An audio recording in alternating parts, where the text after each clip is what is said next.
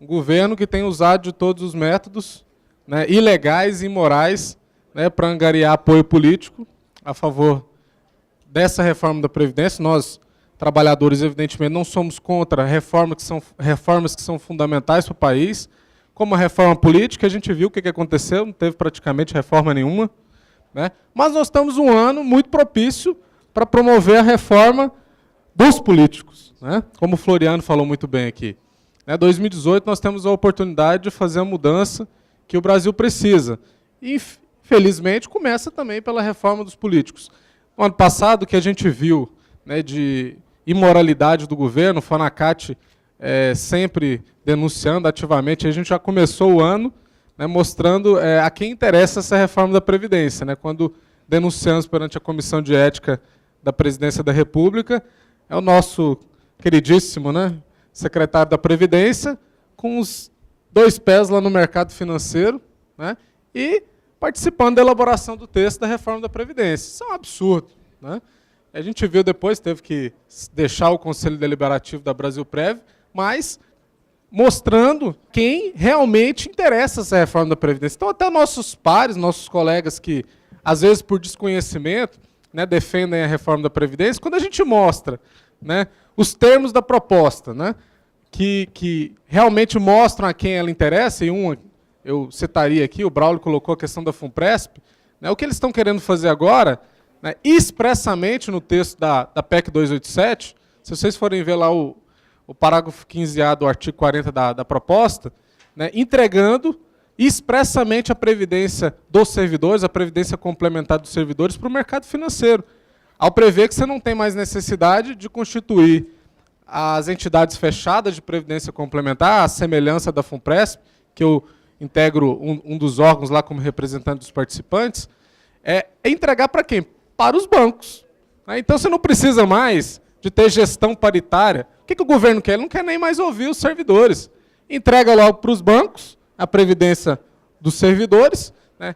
Nós fomos contra a criação da FUNPRESP lá atrás, porque acreditávamos, e evidentemente havia outras saídas, né, melhores do que a FUNPRESP.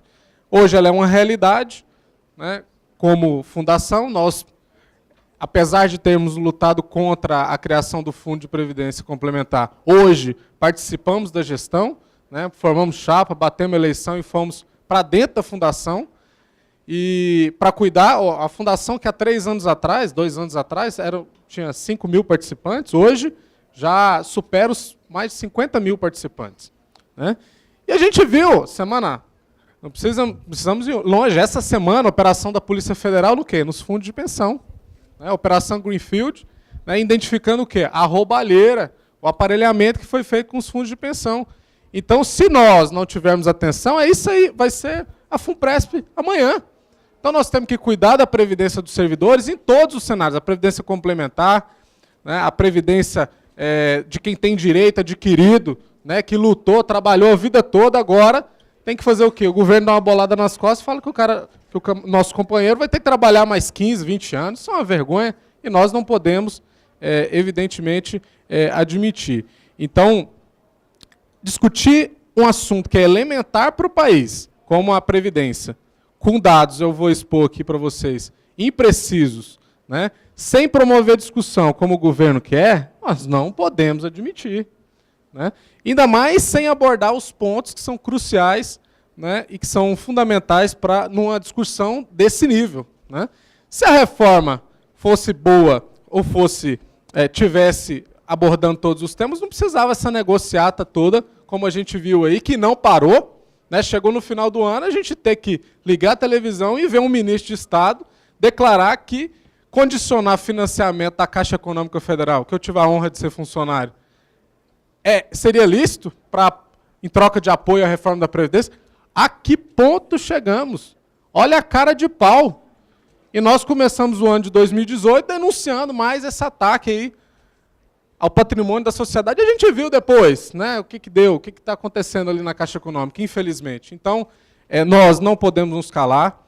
Essa mobilização é importante, sim, né, por mais que tenha declarações e o afundar da reforma da Previdência tenha, sim, parte da incompetência do governo, a maior parte é da nossa luta.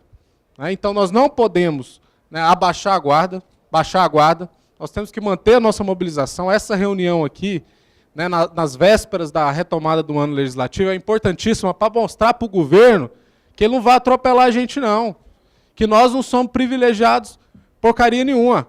Porque se ele tem a cara de pau de agora, né, não bastasse toda essa negociata suja, ir na mídia de massa, fazer aquela vergonha lá, aquela exposição ridícula, como foi feita no programa do Silvio Santos lá, e ter a cara de pau de contar uma mentira, de que os servidores públicos contribuem até o teto do regime geral e se aposentam acima do teto. É evidente que isso é uma mentira. Ganhando, e ele, né, o presidente da República, que todos sabem aqui, né, não é uma questão de coloração partidária, é uma questão de expor a verdade. E no final ainda balançar uma nota de R$50, aquilo ali, gente, pelo amor de Deus. É mostrar que realmente é um escárnio e mostrar que realmente chegou no fundo do poço. Então, agora, né, chegou o início do ano, chamando o Fonacate para conversa, não chamou durante um ano, não chamou desde quando propôs a PEC 287. É óbvio que nós somos abertos ao diálogo, é da nossa praxe.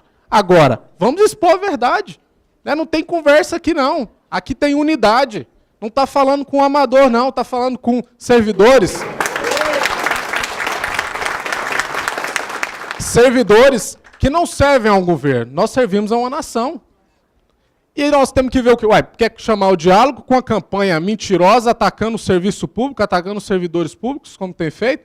Então, o Tribunal de Contas da União, é nesse ponto que eu queria expor para vocês aqui, já fez ao longo do tempo vários trabalhos envolvendo o sistema previdenciário brasileiro.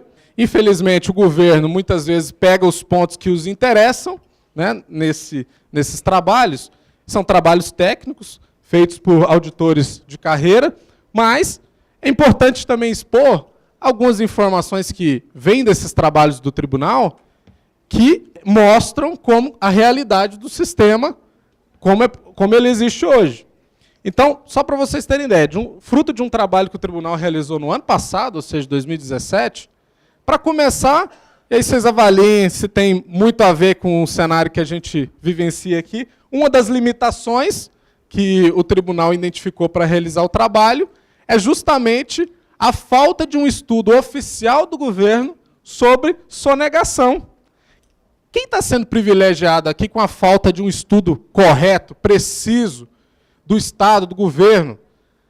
São os sonegadores. E isso, vocês podem falar, não, mas só agora o tribunal identificou que falta isso. Não, isso aqui o tribunal já expõe, já cobra o governo desde 2010. A leitura, né, identificar realmente as causas da sonegação e combater de forma mais efetiva. Conversávamos há pouco aqui, antes de começar a plenária, eu e Floriano, ali fora, né? O governo, para fazer essas métricas, ele usa dados internacionais, porque se fosse fazer um estudo mais aprofundado aqui e fidedigno, a sonegação era muito maior do que o que a gente acabou de ser exposto aqui no vídeo. E porque é muito fácil, né? Você tem estímulos quase todos os dias para não pagar tributo, é refis atrás de refis, fica muito fácil. Os sonegadores têm estímulos a sonegar, porque amanhã vai vir um refis e está tudo resolvido, vai isentar tudo. Enquanto nós, trabalhadores, né, temos que ligar a televisão e ver que o governo nos coloca como culpados do rombo que nós não causamos.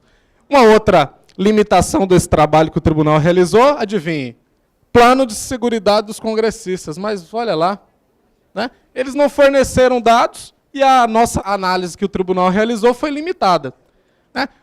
Se a gente entrar desse plano de seguridade dos congressistas aqui, se vocês verem, né, no primeiro texto da PEC 287, né, eles colocavam uma regra de transição interessante. Por que não aplicava aquela regra de transição para nós? Os que entrarem a partir de agora vão estar submetidos, os parlamentares que ingressarem a partir de agora vão estar submetidos ao novo regime. Os trabalhadores, não se aplica essa regra de transição.